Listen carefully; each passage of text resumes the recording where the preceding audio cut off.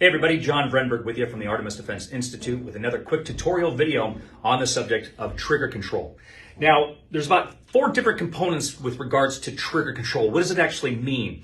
The first component is actually the shooter's placement of their trigger finger actually onto the trigger. The second component is actually prepping the trigger until we feel the resistance, and then of course, depending on what type of handgun you have, applying that amount of pressure for the gun to go off.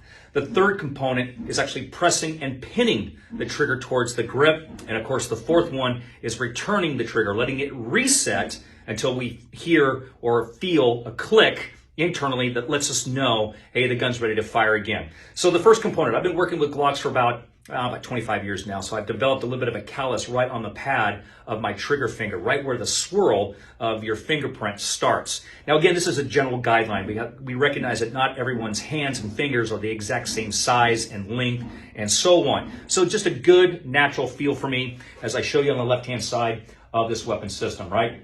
So mirror placement. Now Glocks have about a 4-stage trigger.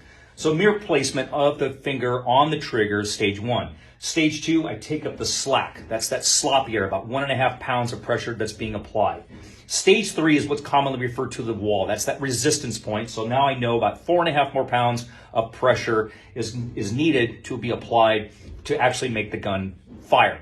And then of course, stage 4 is the actual gun firing. Now, what I just did there was I pressed and I pinned the trigger.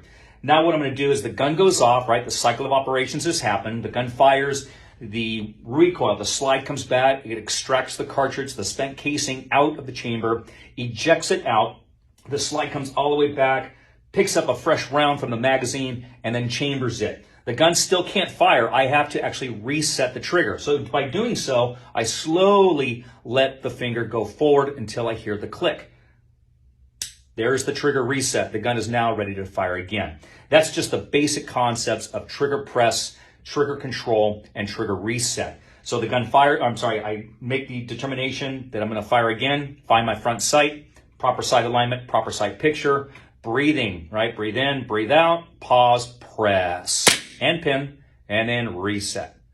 And continue until the gun finally is empty and you go back into slide lock. That lets you know that, hey, I'm empty. I can go ahead and reload the weapon again. That's a different video that's coming down the pike here soon a bit. All right, so I hope that answers any kind of questions. Please contact us, schedule a class. We need to get more people that are trained out there, especially with all these new gun owners that are out there of America.